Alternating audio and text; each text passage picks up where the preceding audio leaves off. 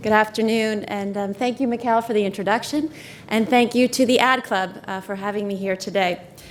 I am so pleased to be here, particularly given the theme of today's event, bravery.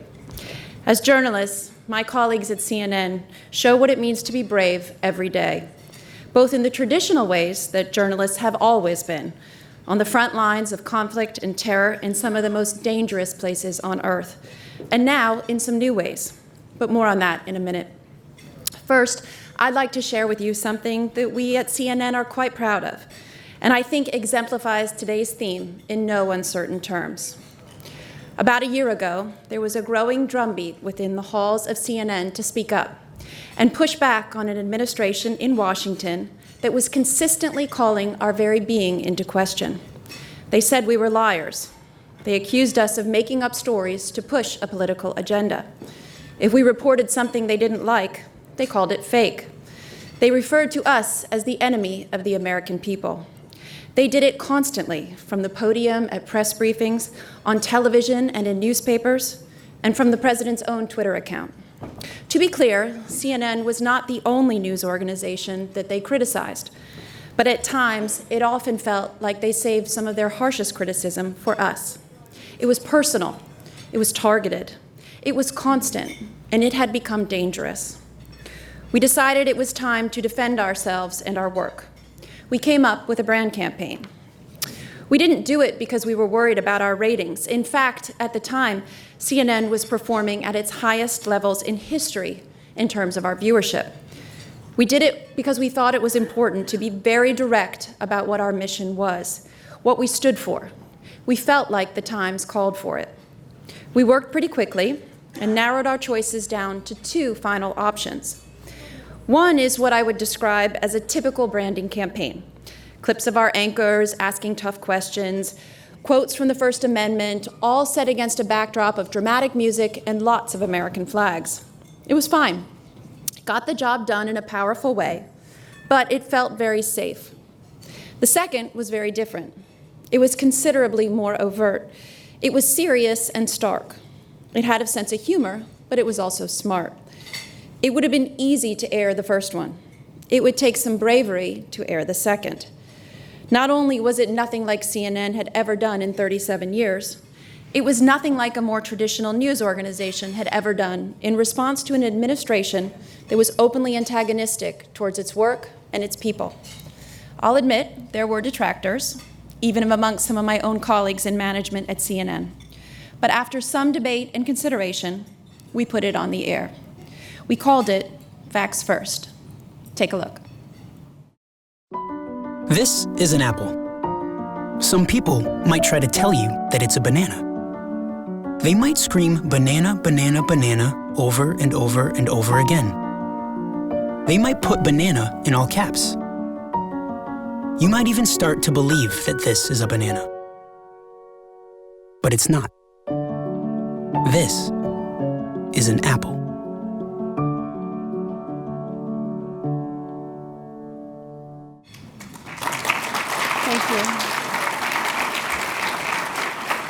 So we expected it to get some attention.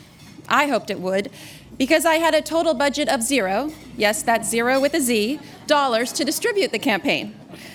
We would have to rely on the extensive platforms of CNN and a lot of word of mouth to have any success with getting our message out there. At last count, the campaign had 3.8 billion social impressions, 10.7 billion impressions, and $235 million plus in earned media value. Everyone from the late-night comedians to the ladies of The View and Ellen DeGeneres talked about it. There were countless articles written. Oprah liked it. Variety called it one of the best campaigns of the year. It evolved into more than just an ad campaign. It was soon integrated into our coverage on air and online, not by mandate, but seamlessly, without anyone even realizing it. Apples and bananas were common phrases for both our anchors and guests when we talked about the facts. We labeled segments of our coverage as Facts First. It became a mantra for what we did and why we did it. I was really pleased with the success and gratified that we took a risk. We showed courage in doing it. We did something that we knew would strike a nerve. We knew it was bold. We knew that by putting it out there, it could possibly trigger even harsher criticism of our network and our people. But we did it anyway, because we believed in our message. Quite frankly, putting facts first shouldn't be controversial. But in the era we are in today, even the truth has become partisan. It shouldn't require much courage to stand up and say, hey, we believe that in the telling of stories, we should start with the facts. We're not afraid to point them out. We will share them with you, our audiences, and then we will discuss them and analyze them. We will offer points of view from all sides of the political spectrum to help inform your decisions. Then you decide what to believe and how to act. Seems pretty straightforward. But this positioning has become controversial. When our reporters and anchors take a hard line on facts and push those in power for answers, they are mocked and trivialized. They are threatened. They are kept out of places they need to be to do their jobs. The assumption is that eventually the intimidation will pay off, that the journalists will fall in line because they are either too frustrated or too scared. In fact, I would argue it has had the opposite effect. Across the board, many journalists today are even more committed than ever before to seeking out truth and sticking to the facts, finding them, sharing them, and using them to help audiences understand what is happening around them. Of all the things that may or may not have been made great again, I would argue that journalism is definitely one of them. But this dedication requires a new kind of bravery. In addition to its promotional success, our Facts First campaign actually did something even more important for us at CNN. It showed our colleagues that we were willing to stand up for them, that we were willing to stand up for what they dedicated their lives to every single day, at a time when that dedication brought with it significant risk.